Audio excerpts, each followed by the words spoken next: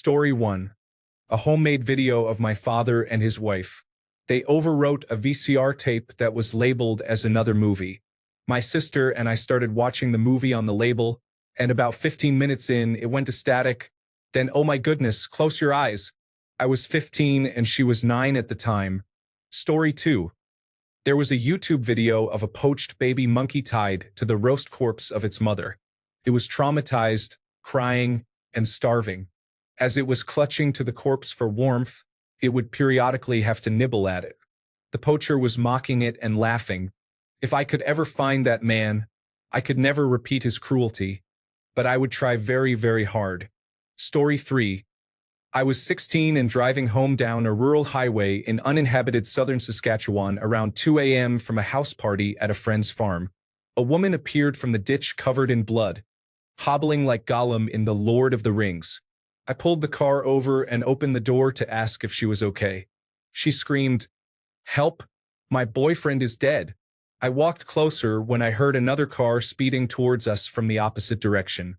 She said, "We hit an animal." I turned to see the car barreling towards us. It ran over a dead cow's head. I grabbed her and stepped off the road as quickly as I could. I swear I felt the car go by. I think the mirror touched me. I laid her out on the shoulder of the road and went to get help from the other car. The driver was not helpful. I grabbed my cell phone out of my car and returned to the woman.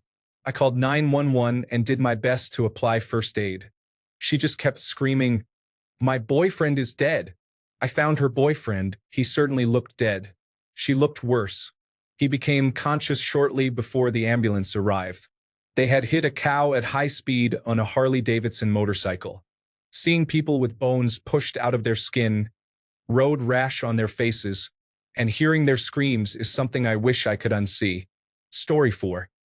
This was a long time ago, but I can never forget it. My childhood cat was run over outside my house but wasn't dead.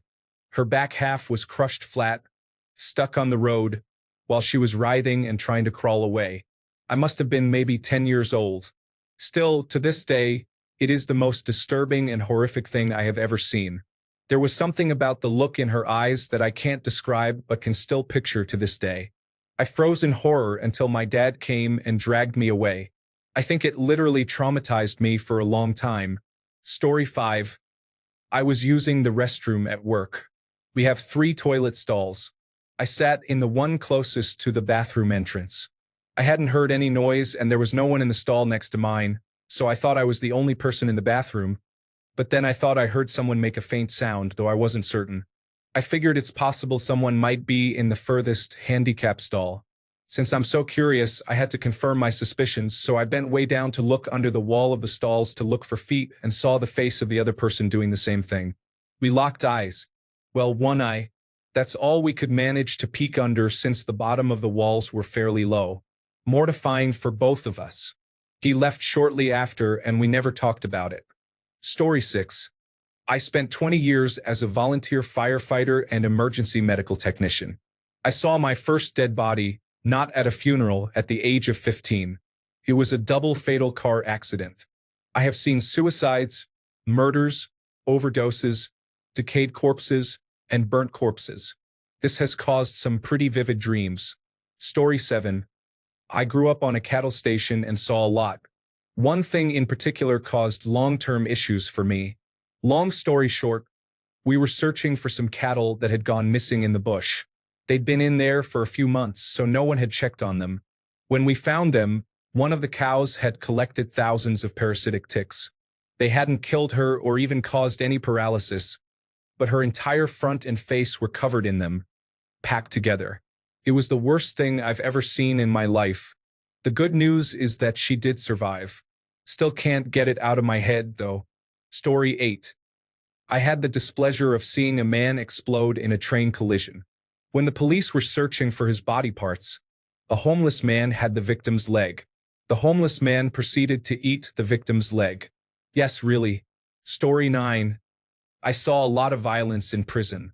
I saw a man get his throat cut while he was working out. I saw a guy get basically decapitated. Many crazy stabbings. Story 10. The death faces of family members in the hospital. I learned that I don't need to see their bodies after they die. Keeping the memories of them alive is much better. Story 11. So many things. Drowned toddler, smothered infant. Result of a man who fell 13 stories and splattered on the pavement but was not dead yet. And that's just a few of them. Story 12. My wife's grandfather is deaf. He didn't have his hearing aid in. He knew I was coming over after work to bring in his bookshelves that were delivered. I knocked. He didn't respond. Maybe he was napping? Nope, he was engaging in inappropriate behavior in his recliner. Story 13. I had to use the restroom at work one day, like really badly. So I rushed to the bathroom and opened the door. For whatever reason, this man decided not to lock the stall.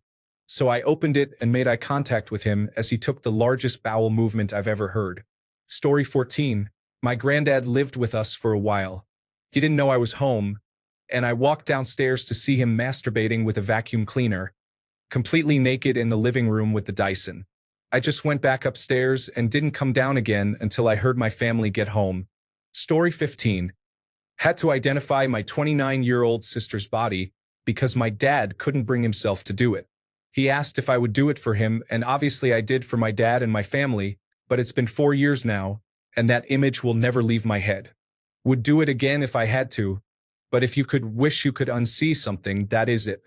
Story 16. The bodies of two people I loved dearly that were murdered. One was stabbed to death, and one was poisoned and his body was hidden for 2 weeks. I will never get that out of my head. Story 17. Beheading videos. I've seen some really awful stuff in my line of work, but nothing prepared me for those. One in particular where the victim was screaming as it happened, and the sound eventually emanated only from his neck. Story 18.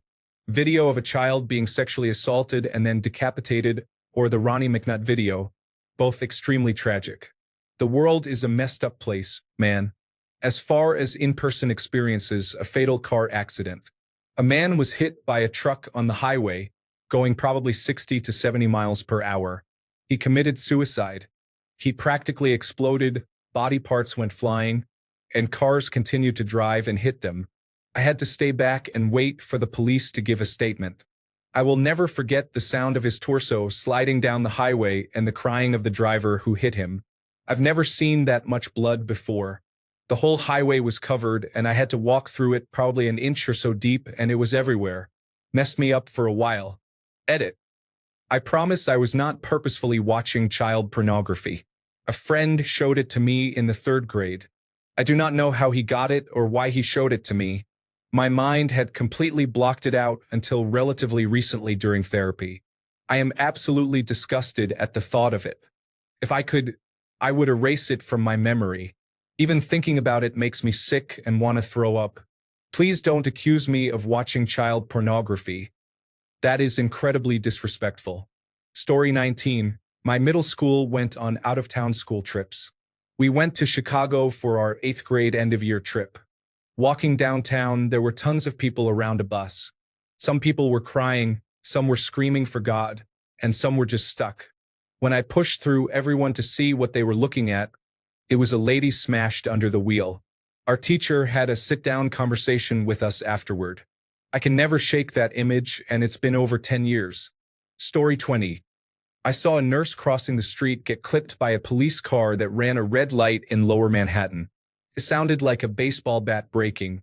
She stood there a few seconds, and then blood started pouring down from her knees all over the tall white stockings she was wearing. Her legs collapsed backward, indicating both kneecaps were compromised. I ran to help, but the police officers were already out of their car. They told us to back off but didn't do anything to help her. They just left her lying in the street, clearly in shock. I heard one of the police officers say, "This is going to cost a lot of money." Story 21. Our boss rented an apartment since we would be out of town for a while. The next thing I know, my 65-year-old coworker's wrinkled body was walking in front of me as I was watching the World Series on television. He was wearing nothing but his tidy whities and walking to the microwave to heat up his late-night snack. Damn. Story 22. A few years ago, I saw a video on Reddit of a drunk couple playing darts. The woman put her hand up on the dartboard like Dennis in It's Always Sunny in Philadelphia. The man missed the dartboard completely and hit her in the eye, most likely the pupil or iris. I believe an eye doctor commented on the video too, saying the damage that was likely done. I had a traumatic eye injury when I was young. As a result, I am partially blind in that eye and now I am a bit squeamish when it comes to eyes. Most injuries don't bother me at all.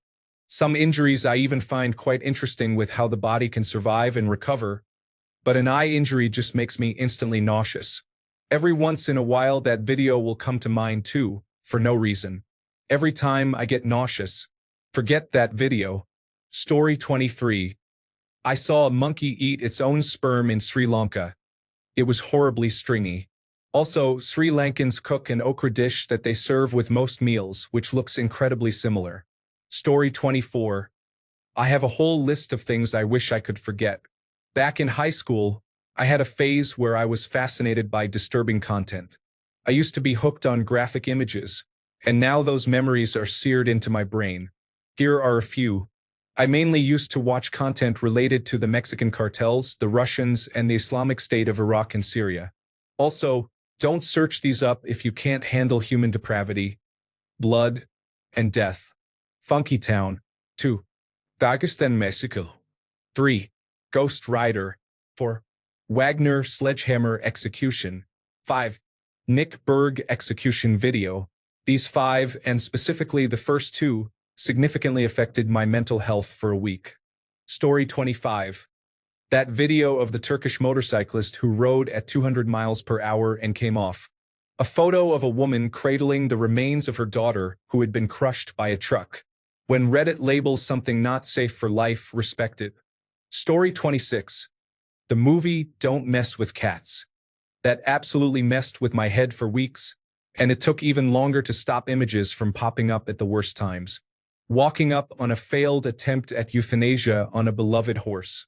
The old bullet to the brain missed the mark, and I watched, horrified, as blood ran like rivers until I choked out, "You're going to have to do it again," before I left the area. To our horror, the bullet had entered her sinuses. The second attempt got the job done. An organ harvest for kidneys. I was with a student on the day the procurement team arrived, and we had finished our cases. We decided we'd go in and see how things were going. The cadaver donor was lying on the operating room table, having received a midline incision, and they had a drape up, as occurs during a typical surgery. We stepped up to the head of the bed, a familiar place for anesthesia, and saw her lying there, just dead. Face ashen, eyes half open. It was disturbing. And all the while, the person going for the kidneys was just digging around in her open abdomen. I looked at the student and whispered, "I'm not watching this." We left. It was just counter to everything I was accustomed to, being at the head of the bed, taking great care to keep someone anesthetized with the aim of waking up at the end or transporting alive to the intensive care unit. My brain said, asterisk, this isn't right. Asterisk, really wish I'd not stumbled into that. I wanted to tape her eyes shut so she wasn't just lying there, seemingly staring at the ceiling of the operating room without a care in the world. Felt so undignified. Sure, she was gone and it was just the body left over, but it felt akin to vultures feeding on a corpse. Story 27. I've told this story before, but I'll say it again. One time, my friend and I were messing around on the dark web because he had a virtual private network, and in hindsight, it was incredibly stupid. We were just scrolling around, seeing all the usual things you would expect. Hitmen, drugs, terrorism, guns, and chat rooms. Even we were too scared to go on those. Then we decided to click a random link to see what would happen, which was the dumbest decision ever because what we clicked on happened to be an illegal site. You can use your imagination as to what we saw. We quickly closed the tab, threw up for multiple hours, and when not vomiting, we were crying. We were young, maybe 12 to 13-year-old boys, and by that age, we had already both experienced a lot of trauma in life, but this was evil. Story 28. When I was 13 or 14, a guy was driving recklessly on the freeway. He ended up losing control and drove off the shoulder, hitting a tree. The car went up in flames with him trapped inside. Story 29. I did a high school internship with the Department of Justice. This was a long time ago, and I developed crime scene photos, yes, 35mm film, enlarged them, and mounted them for court presentation. I want to remove all of those horrible photos that 17-year-old me saw. I can still see some of the worst as if I had developed them yesterday. Story 30. Two things. I saw an awful lot in the military that sometimes is hard to put back in the box in my head. A female friend of mine swore she had booked 2 rooms for another friend's wedding party. However, she got drunk, and it turned out she had booked a twin room. Even though she is still a friend, it took a long time to try and forget that she got out of bed at 4 a.m., loudly urinated on the carpet in front of the room door, and then tried climbing into bed with me, claiming there was something between us. She is married now, and I have forgiven her, but sadly I cannot forget her being that intoxicated on alcohol that she stood up out of bed and just let go and urinated on the floor. I just can't. Edit. Oh, 3 things. I just remembered seeing my dad with an erection kicking the door shut when my sister and I tried to find out where mom and dad were once on holiday when they'd gone for a lie down. Story 31. I broke my now ex's heart over Christmas. It was a friendly breakup, but obviously people get hurt either way. I went over there to give her the presents I had for her the day after we split, and I have never seen a face so pained in my entire life. I've never seen someone so visibly heartbroken before, and that vision I got is going to haunt me forever. I don't even want to begin to describe it. Knowing I caused it is the hard part.